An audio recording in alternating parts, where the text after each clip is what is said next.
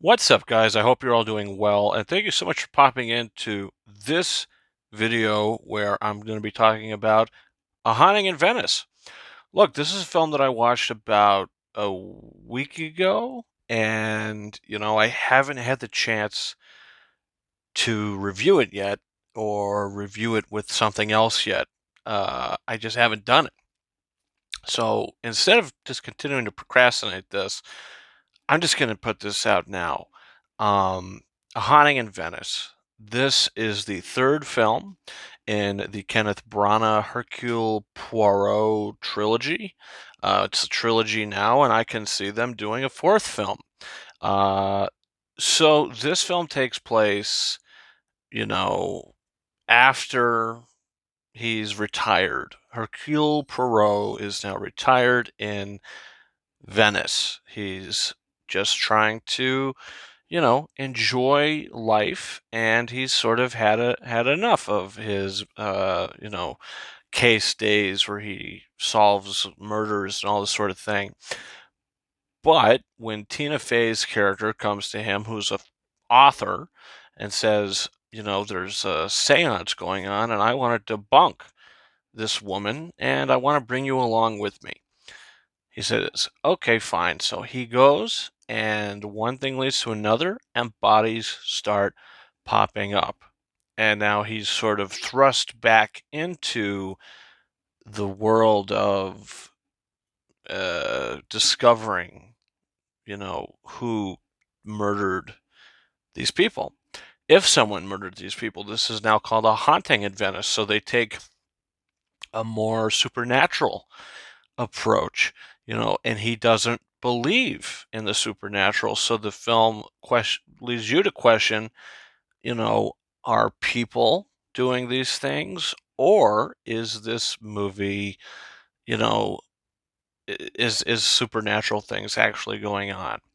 So I enjoyed that. I like the story of it, and I like the concept of it. I think the film is extremely slow. It's extremely slow paced. It's moderately entertaining. You get bits of information here, bits of information here, but it doesn't really start coming together until the end, like a lot of these films do. But I think, especially with the second one, it was very high energy, I felt. This one, it felt like it was on rest mode throughout the whole movie. The performances are great. I think Kenneth Branagh is fantastic as this character, as always.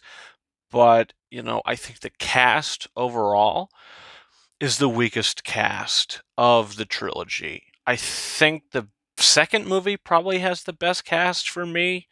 I mean, it's a toss-up between the first and second one. I mean, you have like Judi Dench and Johnny Depp in the first one. You have like Gal Gadot in the second one, and a lot of big names in that second. Well, the first one probably has the best cast, but I really enjoy the cast of the first two movies. This movie isn't scary.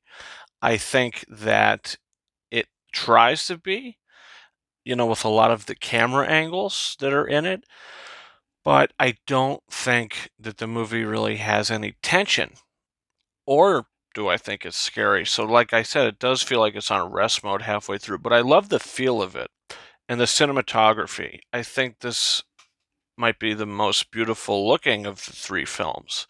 I love the setting.